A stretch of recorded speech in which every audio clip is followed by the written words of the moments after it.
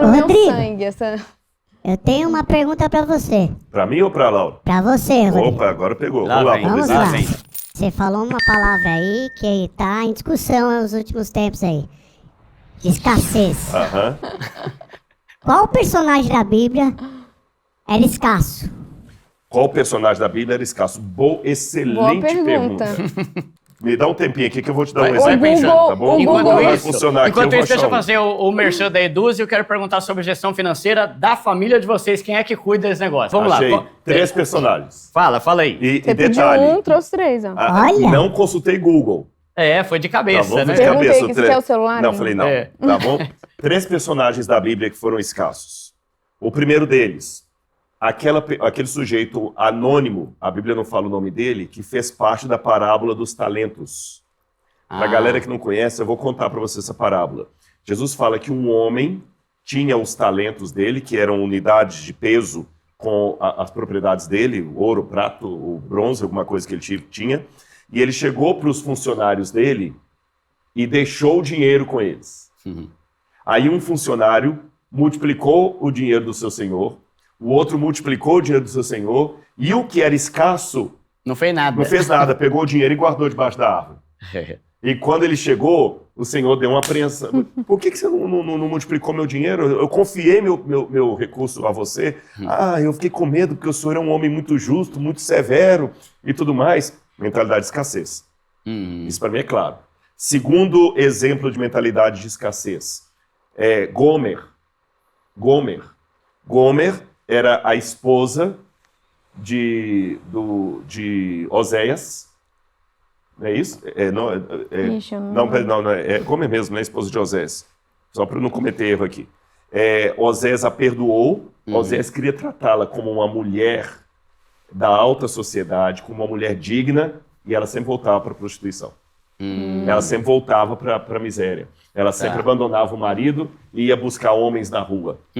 Ou seja, uma mulher que tinha mentalidade de escassez. Tá. Tá certo? Oséias estava dando para ela um nome, título, segurança, família, e ela, por uma mentalidade de escassez, abandonava tudo aquilo e voltava para Pocilgo. Tá. Outro exemplo de mentalidade de escassez, o filho pródigo. Tinha tanta mentalidade de escassez que quando pegou toda a fortuna do pai dele, torrou tudo e foi morar no meio dos porcos.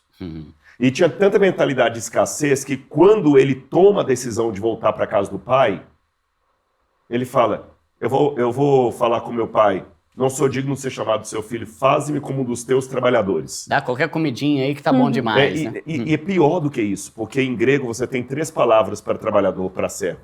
Você tem a palavra doulos, que é a mais clássica, que é trabalhador ou servo de uma maneira geral. Você tem a palavra paides, que é um servo que quase faz parte da família. E você tem o mistios. Mistios, sabe quando você está chegando, às vezes, num porto lá em Santos, que tem aqueles camaradas, o chapa? Acho que em São Paulo chama chapa, que ele fica na beira da estrada com a carta assim, chapa. Aí o caminhoneiro pega e chama o cara para poder descarregar o caminhão. Tá. É chapa mesmo. O chapa, né? Aí, ó, descarrega o caminhão para mim aí. Quanto você pagar? Só me dá aí 30 mil reais, tá bom. Tá bom. Aí descarrega o caminhão do cara, o cara dá os 30 mil para ele, os 30 mil reais, os 30 reais para ele, ele vai embora. Ele nem sabe o nome do sujeito. O mistios era um chapa. Era aquele camarada que estava sem emprego, sem nada. Você não está fazendo nada não? Quer trabalhar para mim aqui? Um Vem freelance aqui. ali. Lembra que também Jesus fala da parábola dos trabalhadores da última hora? Eram chapas. Tá. Ele, o filho pródigo, quando ele volta para a casa do pai, ele fala, Senhor, não sou digno de ser chamado seu filho. Faze como um dos teus trabalhadores. Ele não pede para ser um doulos, nem um paides, um mistios. Faz um chapa. Eu vou trabalhar para o senhor aqui, se não me dá um trocadinho, eu vou embora. Sendo que ele era herdeiro. Outro camarada de mente escassez. Então eu dei 3 exemplos de pessoas na Bíblia que tinham mentalidade de escassez. E por ter essa mentalidade de escassez, eles não usufruíram aquilo que podiam. Dá para a gente fazer até, viu, Pobrezito, uma teologia bíblica da mentalidade de escassez. Posso dar mais um último exemplo? Claro. Coletivo. Você é muito sabudo, viu? Você conhece da Bíblia. Jacó tinha os 12 filhos que viraram as 12 tribos de Israel, correto? Sim. A Bíblia fala que uma das tribos cuidava do santuário. Eram sacerdotes, não é isso? Qual tribo que era? Você lembra, não? Alguém lembra? Levi, né? Levi. Hum. Só que a tribo de Levi só existiu por causa da mentalidade de escassez dos hebreus no deserto. Porque se você ler o livro do Êxodo, Deus falou o seguinte: eu farei de vocês uma nação de sacerdotes, povo eleito, nação de sacerdotes. Quem que era para ser sacerdote em Israel? Todo mundo. E quando Deus está no Monte Sinai, Deus fala com Moisés: fala com o povo para se preparar, para jejuar, para se consagrar, e amanhã vocês vão subir ao monte e vão ver a minha presença. Aí o povo ficou com medo, a mentalidade de escassez. A mentalidade de escassez te dá as covardia, ou as duas estão ali namorando uma com a outra, não sei quem que alimenta quem, se é a escassez que alimenta a covardia, ou a covardia que retroalimenta a escassez. Não vamos subir não, porque Deus é muito poderoso. Moisés, fala você e não Deus, que a gente não quer morrer. Aí Deus: tá bom, Moisés, já que eles estão com medo de vir até mim, pega só 120 anciãos aí, sobe para representá-los. E eu vou pegar apenas uma tribo, a tribo de Levi, que vai ser sacerdote. Se o povo não tivesse a mentalidade de escassez, todo mundo em Israel teria oportunidade de ver a glória de Deus no dia do Yom Kippur. E não apenas um único sujeito, o sumo sacerdote, dentro de uma tenda lá. Por isso que no Novo Testamento, agora eu vou dar outra chance para vocês. Agora que não tem mais santuário, que o Messias, Jesus, é o sacerdote no santuário celestial, e quem adorar a Deus vai adorar em espírito e verdade, eu farei de vocês uma nação de sacerdote. E Deus repete a promessa. Agora, será que eu vou continuar tendo mentalidade de escassez?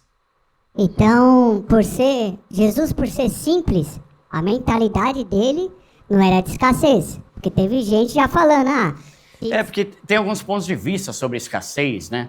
Tipo assim, porque se você vai no dicionário, fala que o escasso é o quê? Escasso é a pessoa, pra mim tem muito a ver com ser muquirana. É a pessoa que, sabe, se acostuma com a miséria, se acostuma com ser pão duro, e a pessoa que não compra nada, mesmo aquilo que ela quer ou que ela precisa. Só que, por outro lado, tem uma galera da internet que fala que a escassez é você querer sempre experimentar um nível acima. Eu acho legal, até fiz um vídeo que eu acho interessante essa ideia, só que eu acho que tem que tomar um certo cuidado, porque senão parece que você tem que sempre querer o próximo nível e aí acaba não tendo o contentamento, não acaba respeitando a possibilidade da pessoa. Cara, eu já cheguei onde eu quero, tá tudo bem. Que é o meu caso, por exemplo, né? Eu falo muito. Graças a Deus, o meu canal mudou minha vida financeira, profissional e tudo, né? Eu tenho o sonho de construir minha casa, que estou construindo, graças a Deus. Depois eu quero ter um carro mais legal. E a partir disso, eu quero transbordar. Sabe, eu quero chegar... Já viu a história do cara da Colgate lá, que doava 90%? Sim. Isso pra mim é meta de vida que eu tenho. William Colgate, o nome dele. Pra mim isso é... Eu não tô nem aí pra ter 20 mil carros, ou 80 mansão, ou 50 mordomo. E aí tem gente que acha que eu sou escasso por isso. Aí eu fiz um vídeo lá, dando a minha opinião, né? Que, cara, pra mim o escasso é a pessoa que ele quer, ele deseja, mas ele não compra mesmo tendo condição, que é o que o dicionário traz, né? Então surgiu muito essa briga, né? Não briga, mas esses pontos de vista, essa discussão.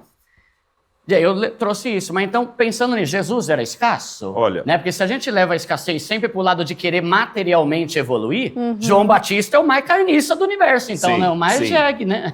Olha, se a gente pegar, lógico, as palavras sofrem semântica, igual quando eu falei no início do nosso bate-papo aqui, o que é fé, o que é pobre.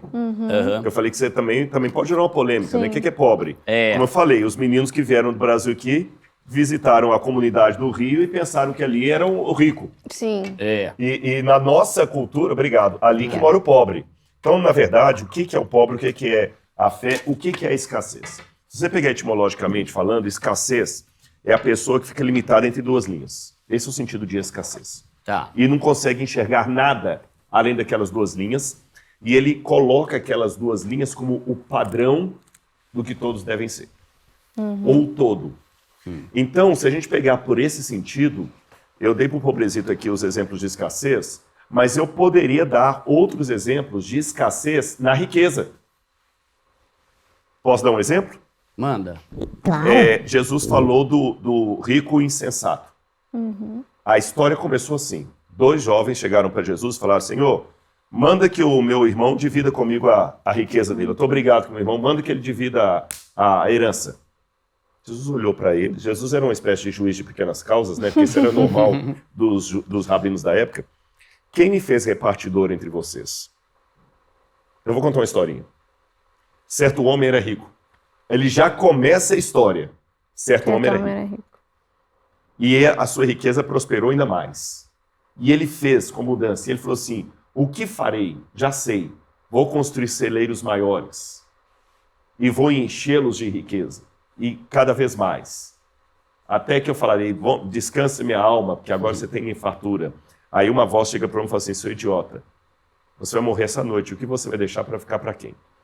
Sabem qual que é a frase para mim que descortina, que abre o segredo dessa parábola de Jesus? É a frase onde o rico fala assim, está dependendo da tradução da Bíblia que você pega, a Nova Versão Internacional, está assim, e ele falou de si para si. Mesmo. Isso mesmo. A gente lendo, ele falou de si para si, lembra que eu falei da importância da arqueologia, para dar um contexto? A gente pensa que assim, ele conversou com seus botões. Normal. É igual você está pensando assim, pois é, gente, deixa eu pensar aqui, que seria legal, quem seria legal para eu trazer aqui no podcast? É isso que a gente está pensando. Mas não. Na cultura do Oriente Médio, a expressão falava de si para si não tem sentido nenhum. Vou falar por quê. Quer exemplo de pobreza no Oriente Médio? Já que perguntou não tem pobre lá? Comer sozinho. A pior coisa que tem é você comer sozinho. A refeição tem que ser em conjunto. Para eu comer sozinho tem que ser uma situação muito especial. Tem gente para rir comigo. Você vai comprar alguma coisa lá com o sujeito, beduíno, árabe, ele não gosta de falar o preço de cara. Se ele é seu amigo, ele fala assim, o que você vai beber? Laura é testemunha. Ele chega lá, eu tenho uns amigos lá, palestinos, árabes, ou mesmo alguns jordanianos, israelenses. O que você vai beber? E às vezes traz um chá estupidamente quente. Pelando. Por que ele traz o chá muito quente? Pra você não ir embora rápido. Caramba. Você não vai beber e queimar a boca e conversa. Você não vai embora, você não pode ir sem tomar todo o chá. Tá. E não tem Wi-Fi, né? E Pra ficar no celular mexendo. Não tem Wi-Fi. Então, você tem que acabar com o chá, porque você não bebeu o chá. Você não bebeu ainda? Falta de educação. Então você vai ficar conversando com ele. Tá. Então, quando Jesus conta da parábola que aquele homem falava de si para si, construirei, significa que ele Estava sozinho. estava sozinho. Isso é mentalidade de escassez. Ele era tão pobre que a única coisa que ele tinha era dinheiro. E o jovem rico também, né? O jovem rico também. Que Jesus falou assim, vai, vende tudo que tem, e dá metade ao pobre. Aí ele saiu também. Coitado, essa era uma mentalidade de escassez. Ele era tão pobre que a única coisa que ele tinha era dinheiro. Tá. O sujeito da parábola, ele expulsou de perto a mulher, filho, não tinha ninguém. Ele tinha dinheiro, não tinha ninguém. Isso é escassez. Só tinha o celeiro lotado. Então a escassez, se eu puder dar pelo menos na minha definição aqui, é como se fosse o cabresto do cavalo, que não permite você olhar para nada, a não ser aquela estrada ali, ó. Ela te prende. Tá. Então, se um sujeito é multimilionário, mas a única coisa que ele tem é aquilo, ele tem uma mentalidade de escassez. E quando ele acha que aquilo é o padrão que é o correto, ele tem mentalidade de escassez.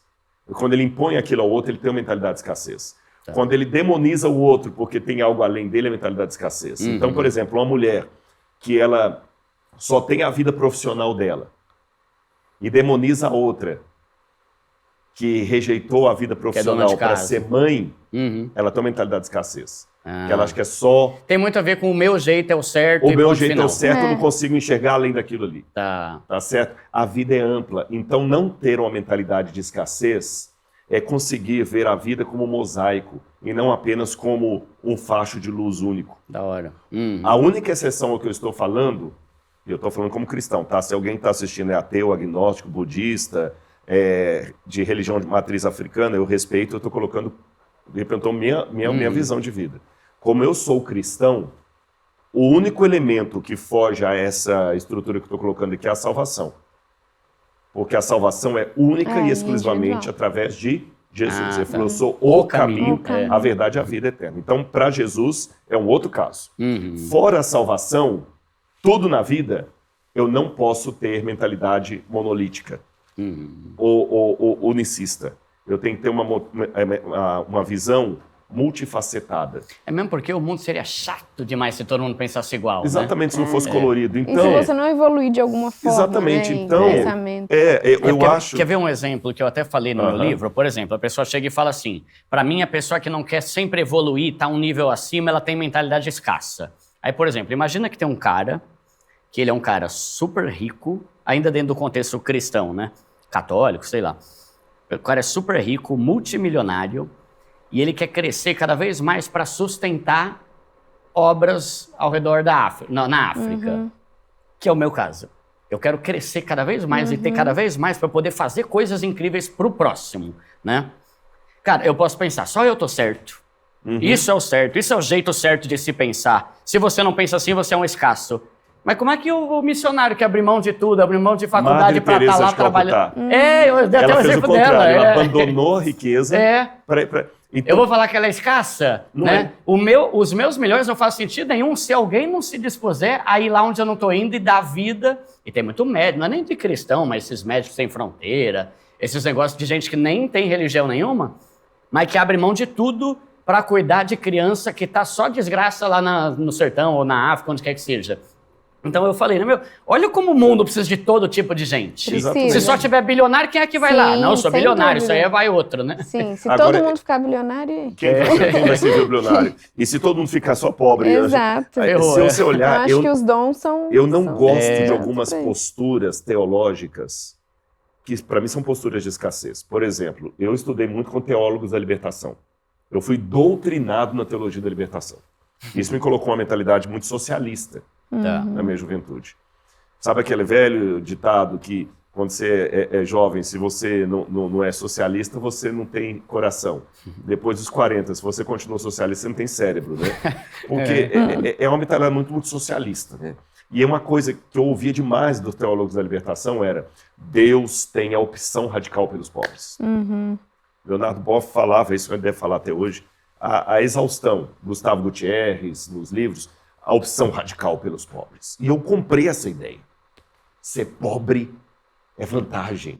Ser pobre te aproxima de Deus. bonito, né? É bonito. A pobreza. Jesus foi pobrezinho, coitadinho. Né? Jesus não gostava do rico, a opção radical pelos pobres. Até que um dia caiu a ficha, mas peraí. Se Deus tem opção radical pelos pobres, Deus é discriminador. E a Bíblia fala que Deus não faz acepção de pessoas. Se eu não faço acepção de pessoas, eu não posso rejeitar o rico também. E quem Senão nasceu eu estou rico? fazendo. E uma vez alguém nasceu rico falou comigo que ele se sentiu mal numa Sim, igreja, sim. que o pregador só lascando com os ricos para depois pedir dízimo. Eu ouvi isso da própria pessoa que estava lá, que é muito rico, que tem até helicóptero. Então, peraí, não tem lugar para mim nessa igreja? A Bíblia fala que Deus não faz acepção de pessoas. A Bíblia fala que Deus amou o mundo de tal maneira que deu seu Filho unigênito. Não fala que amou os pobres de tal maneira. Sabe? Então, o que a Bíblia... E um bom exemplo é Jó, né? Que era o cara mais rico do Oriente, E era o cara depois mais voltou. incrível. Sim. E Né? depois voltou a ser rico. E ficou Salomão. mais rico ainda. E ficou- Mas Jesus comia com publicanos e pecadores. Publicano O era publicano era quem? rico. O publicano era rico. O pessoal esquece isso. Jesus comeu com publicanos e pecadores. O publicano era rico. Jesus comeu com fariseus também. O publicano era cobrador de imposto. Então, a gente tem que parar com essa visão franciscana. Nada contra São Francisco de Assis. Eu acho que é uma deturpação da ideia franciscana, que eu tenho que ficar na pocilga lá, É voto de pobreza. que é voto de né? pobreza, para denunciar o Papa. Eu acho que não é bem por aí. Eu acho que cada um tem que ter bem claro uma palavra que está muito no meu background nesses últimos dias. Estou até preparando uma palestra para Eduz sobre isso. Legado. A gente quase não fala de legado. Eu acho que a pergunta que todo mundo tem que fazer ao longo da sua vida, e especialmente no final dela, é: qual o legado que eu deixei? E o legado é isso. Você pode ser o empresário que está ajudando a construir casa na África, como você falou, ou você pode ser a Madre Teresa de Calcutá, que está morando no meio dos pobres lá. Qual o legado que você está deixando? Boa. Se você é um rico, que a sua riqueza se resume... Eu falei sobre isso um tempo atrás, num outro podcast. Se a sua riqueza se resume ao que a Forbes coloca no ranking dela, nossa, que pobre você é. Você é rico, mas só tem dinheiro. pobre. Você tem uma mente escassa. Sim. Então, o que nós temos que promover nas pessoas é o crescimento harmonioso das faculdades física, mental e espiritual. Crescer só num lado e não crescer no outro, então o que adianta você ser multimilionário, mas não tem saúde, não tem família, não tem amigos? Sim. Só tem interesse. O que adianta você ser pobre de marredeci e sendo que você podia crescer mais? Sabe, você podia ser Acomoda, né? Imagina se o meu sogro passasse a vida toda vendendo picolé. Nenhum problema. Mas quantas pessoas deixariam de ter um emprego? Imagina se o Silvio Santos resolvesse morrer como camelô na Praça da Sé. Nenhum problema. Mas nós não teríamos, talvez, quanta coisa que nós tivemos. Então, eu acho que, primeiro, para você decidir se você vai ser Dudu ou Madre Teresa, Dudu. se você vai ser um empresário que vai ficar rico para construir casa, ou se você vai deixar tudo ficar... Você tem que primeiro perguntar o seguinte: quantos e quais talentos eu recebi?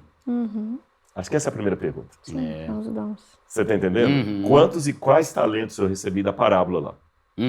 Porque se você receber um talento só, Deus vai cobrar que você multiplique esse talento. Nem todo mundo vai ter o talento para ser rico. Nem todo mundo vai ter o talento para ser multimilionário. Sim. Nem todo mundo vai ter o talento para ser intelectual. Que é o caso de João Batista, né? Que não tinha dinheiro, não tinha posse, não tinha bens, mas preparou o caminho Pra vinda- da pessoa mais importante do universo. E pra mim, o elogio que ele recebeu é o elogio mais incrível da Bíblia. Ó, tá vendo aquele ali? Ele parece um mendigo ali, fedorento, né?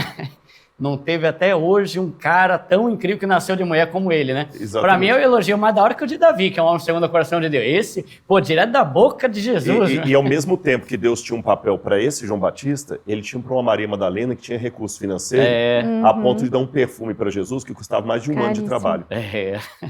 Da hora, né? Você entendeu? Maria Madalena, uma empreendedora. Sim. E Salomão, que escreveu Provérbios. Então, na verdade, as pessoas no reino são como as engrenagens de um avião. Cada um tem uma função. Qual asa você vai cortar? A direita ou a esquerda? Não, eu preciso das duas. Eu preciso do trem de pouso. O trem de pouso tem o papel dele, as asas têm o dela. Cada um tem seu papel. Agora, antes de saber qual é o papel do outro, primeiro é quantos e quais talentos Deus me deu? Essa é a primeira pergunta que eu tenho que fazer para saber se Deus quer que eu seja um Eduardo patrocinador ou a Madre Teresa limpando bundinha de menino lá no E os dois são em Calcutá. igualmente incríveis. E os né? dois são igualmente incríveis. Eu vou ser João Batista vestido de pele lá, ou eu vou ser Salomão fazendo o reino de Israel prosperar? O problema é que a gente demoniza o Salomão e sobrevaloriza o João Batista, e não é bem por aí. Eu sei que Jesus falou, João Batista é o maior e tudo, mas tem uma hipérbole ali naquela questão. Tanto é que é uma hipérbole, não é pra gente levar isso literalmente, que João Batista não foi arrebatado para o céu. Elias foi. Enoque foi. João Batista não foi. Sim. Então você vê que Deus tem pessoas diferentes agindo de maneira diferente. Repito, eu reconheço a hipérbole, não estou desconstruindo o que você falou. Mas Você não vai me humilhar aqui em Não, rede de- nacional, de por maneira favor, viu? nenhuma. Duda, você entendeu tudo errado esse versículo. não é, você entendeu correto. Pela forma que você colocou, você entendeu correto. O ponto que eu estou chamando a atenção é que tem muita gente que esquece que a Bíblia é feita de João Batista. A Bíblia tem João Batista, a viúva de Sarepta, tem o leproso, tem o cego Bartimeu. Mas a Bíblia também tem Daniel, tem Salomão, tem Nicodemos, José, né, que José vendeu o do sepulcro Egito. lá, A né? Bíblia tem, o do tem sepulcro. gente rica e tem gente pobre. E Jesus se valeu dos dois lados, porque ele comia com publicanos e pecadores. Tá certo? Ele também jantou na casa de Zaqueu. Ele aceitou ser sepultado no túmulo de José de Arimateia. Ele estava morto, não, mas ele aceitou o desígnio do pai. Foi o pai que decidiu. verdade. Tinha uma profecia sobre isso. Jesus, humildezinho, foi sepultado no Parque São João Batista, no mausoléu lá de mármore de Chiquetoso. travertino, de travertino, tá certo? Ele tinha uma roupa que valia tanto que os soldados romanos ficaram disputando ali a veste dele. Então não era uma roupazinha qualquer. Ele era tecton. Tecton era um construtor. Era uma profissão respeitada. Tá. Pensa marceneiro, tem gente que ficava fazendo ali cadeira, móvel. Não, ele era um construtor. Jesus se portava bem, você está entendendo? Então, cuidado, não vamos Boa. assim, nem para a teologia da prosperidade, Uhum. que eu respeito quem advoga, mas não é o meu caso, nem para a teologia franciscana, que Deus odeia. Tem uma filósofa aí que fala que ela odeia a classe média, né? E tem alguns também que acham que Deus odeia os pobres. Eu acho que Deus não odeia ninguém, eu acho que Deus usa cada um com seu talento, com a sua oportunidade. Boa.